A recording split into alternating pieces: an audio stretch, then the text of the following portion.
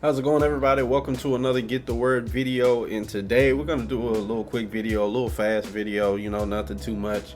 It's not going to be no 30-minute teaching or nothing like that on who was exactly that in the garden. We're going to go through scriptures and prove that it was Satan, the devil, the El Diablo, whoever y'all want to call him.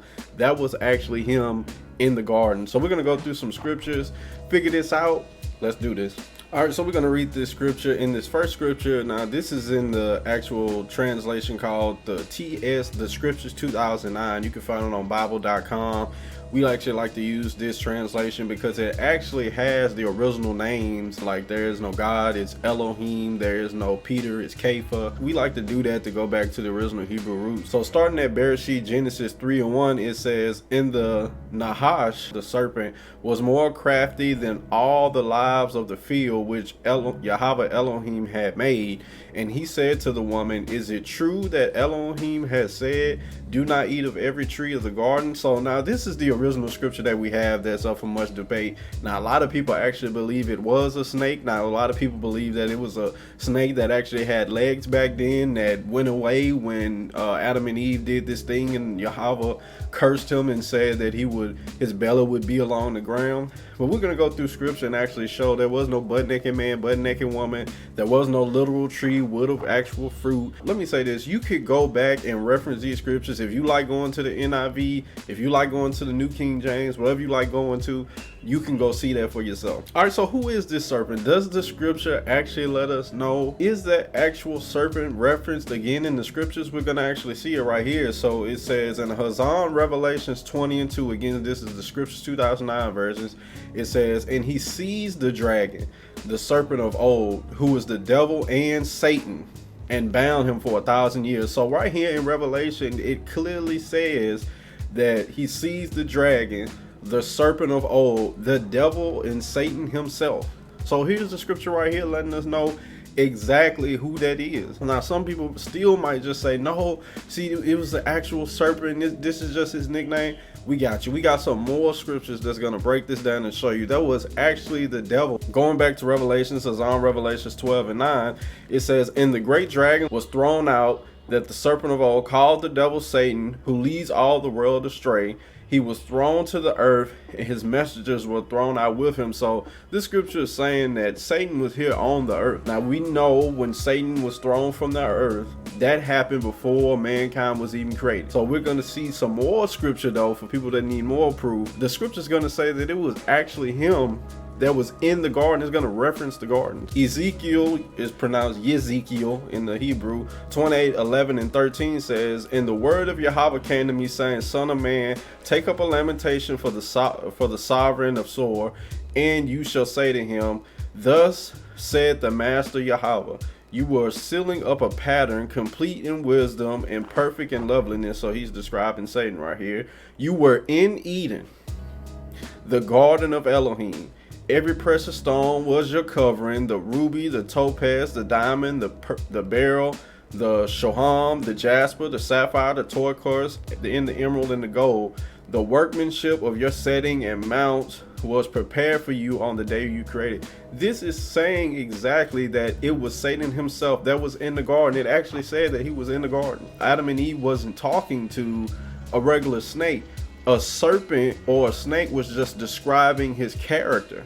Like if somebody said, man, somebody is like a raging bull, they're describing that person with the characteristics of a raging bull. Or you know, as blind as a bat. You're using the characteristics of that animal to describe a being or another person. Same thing with the serpent. People call people snakes in real life. That doesn't mean they're actual snake. So the scripture was just using the characteristics of a snake to refer to Satan. Corinthian bet 2 Corinthians 11:13-15 says, "For such are false emissaries, deceptive workers, masquerading as emissaries of the Messiah.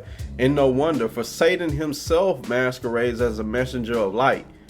It is not surprising then if his servants also masquerade as servants of righteousness, whose end shall be according to their works."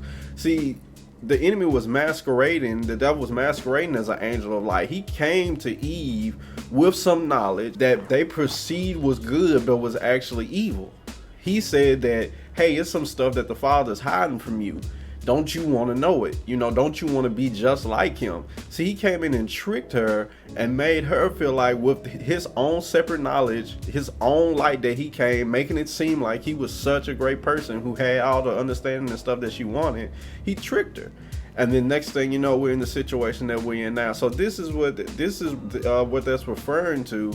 Not only in general, but you can take it back to the beginning where they fell in the garden. All right, so we're going to see right here also that Satan was the actual tree himself, that tree of the knowledge of good and evil. I just broke down before how he came with some knowledge that was perceived to be good but was actually evil. He had knowledge of both. He was there in heaven in the beginning, so he had knowledge of good. But at the same time, he decided to go against the Father. That's why he was kicked out of heaven. So he has knowledge of evil also. In Bereshit Genesis 2:17, it says, "But do not eat of the tree of the knowledge of good and evil, for in the day that you eat of it, you shall surely die." So they listened to him. This is the scripture that we're referring to, that we want to break down and dig into, that he actually was the actual tree himself of good and evil. The scripture describes different beings as trees, and we'll see that the scripture actually describes us as trees. All right, so Matthew 7:15 through 20 says, "But beware of the false prophets who come to you in sheep's clothing, but inwardly they are savage wolves. By their fruits you shall know them. Are grapes gathered from thorn bushes or figs from thistles? So every good tree yields good fruit, but a rotten tree yields wicked fruit. A good tree is unable to yield wicked fruit, and a rotten tree to yield good fruit. Every tree that does not bear good fruit is cut down and thrown into the fire. So then by fruits you shall know them." So here we're seeing that the Father describing different beings as trees. You can know a person is evil based off the way they act, the way they talk. See, fruit is evidence. Fruit is evidence that you could see. When you literally walk up on a tree, you could tell what type of tree it is by the literal fruit that's hanging up off of it. It's the same thing with us as humans or people or spirits.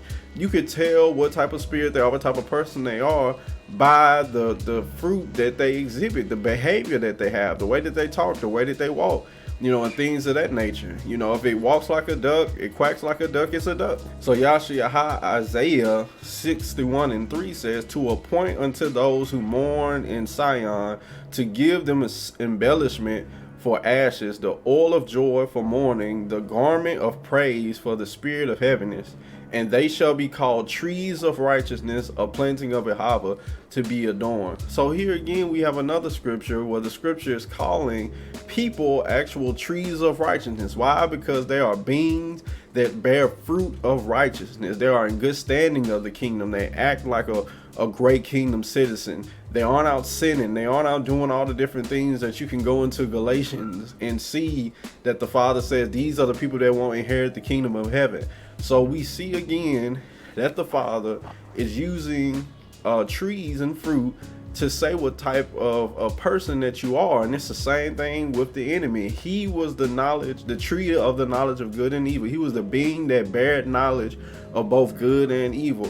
See, from scripture we can break all this down and pull all this out. So hopefully you enjoyed that quick video. Hopefully you got something from it. Hopefully you learned something, or you heard something that you can exchange some previous ideas that you have with some kingdom concepts. That was not an actual snake in the garden. It was not an animal. It was literally Satan himself trying to come and bring in some new ideology from what the Father had already told them to do. See you guys on the next Get the Word video. Have a nice day.